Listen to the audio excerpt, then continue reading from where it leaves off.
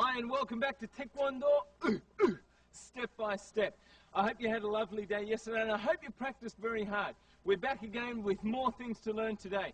But do you remember what we said yesterday? I know you do. Rome wasn't built in a day and it takes blood, sweat and tears. That's exactly what it takes, lots and lots of practice, okay? And the man who's going to teach all this to us is here with me right now, Master Lee Hyun. 안녕하십니까.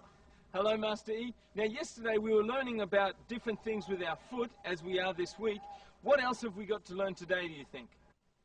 Yes, today you will learn about the 발등, 발날, and the 발날등. So how do we use the 발등 then?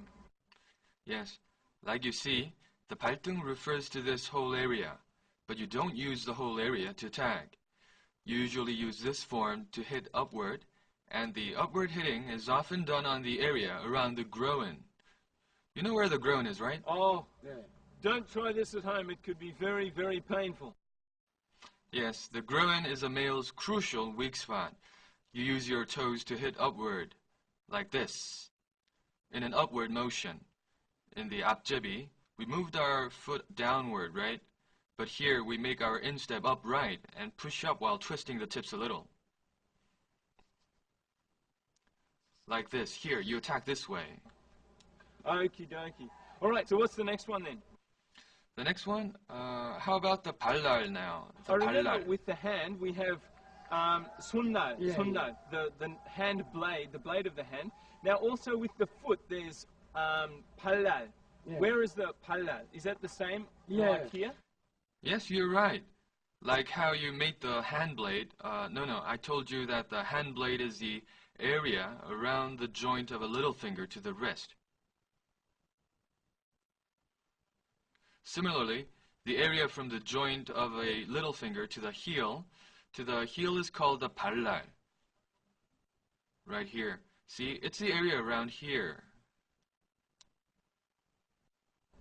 All right, so then how is it used? Yeah. Yes. Do you want me to try? When you hit a leg, don't hit it upward, strike forward. You hit your opponent like that. Your sole shouldn't show, only the 발날 area should be pushed forward. You can hit the throat of your opponent like the blade of a knife, or the areas between the ribs like here or here. Next, in the 발날, when your opponent is attacking with the fist, you can block it by hitting at the fist. Let's try. A fist is coming toward you, then you hit the wrist in an upward motion, like this. Hitting the wrist or the elbow to block is called the 막기, a blocking technique. Like you saw, you can use it as the 막기 or the block. Now stand sideways for me, just stand sideways. The 발날 can also be used to hit on the knee of an opponent in a downward motion. It's called the 내려치기. That really hurts. You only did it really carefully that time, but if you really did it hard, I'm sure that would make a lot of damage. I'm sure it would make a lot of damage. Okay, so what's the next one then? Yes, the next one, I will tell you about the 발날등. The 손날 we previously learned had the 손날등, right? So 발날, 발날등.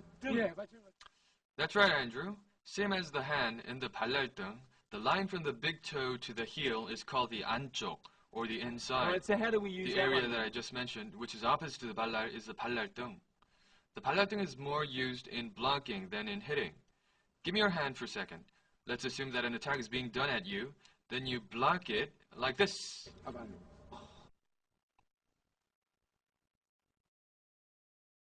맞게 되죠? Oh. So you use your 발날등 to block a hand attack. Then you can attack your opponent with the 옆치기 we learned previously. You can also attack differently, maybe on the area around the opponent's eyes with a 발날. You can hit and strike the area. But if your opponent moves his face, you can't hit him, right? So you can use it mostly on blocking like you saw. So can I practice that a little bit? Sure, Andrew. Let's try hitting your hand with your leg. Place your arm forward and try to hit the palm with your leg. Like that, okay. Your body was twisted as you hit. You can't block like that. You can't block like that. Think of your hand as your opponent's fist and hit it like you are blocking a blow. So you hit like this, like this.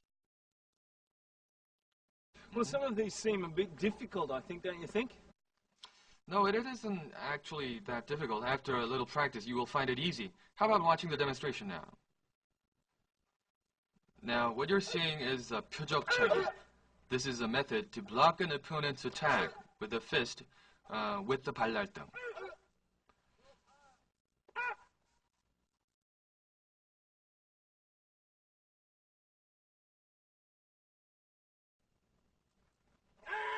This is called the 받아치기. Use the 발랄 for this technique. You can attack your opponent's knee joint with this.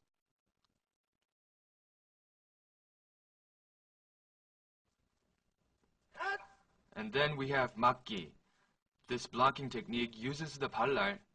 With this, you hit someone's attacking area upward to block, and you can also attack by kicking upward. Now, this is called 낭심차기. It's hitting the groin. You use your tip of your toes to attack on the groin.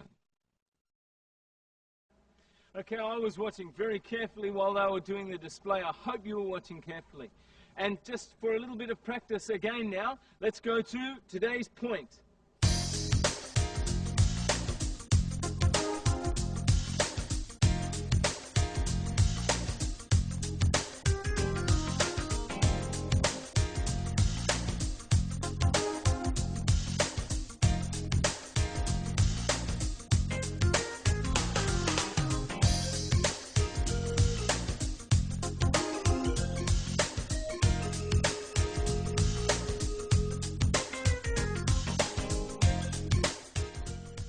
Well, that's all we have for you today. I've had a good time. I hope you've had a good time, and we've learned a lot together, I'm sure. But before we take off, let's go to Master Lee for some more words of wisdom, shall we? Yes, yesterday I said something about patience and perseverance. For today, I would like to say something about modesty in Taekwondo. Modesty refers to an ability to control one's mind based on the morals of Taekwondo. It means dignified, upright, and virtuous conducts. Thank you very much, and thank you for teaching us today again. Well, that's it for today. Don't forget to practice at home and to join us again tomorrow for more action on Taekwondo step by step.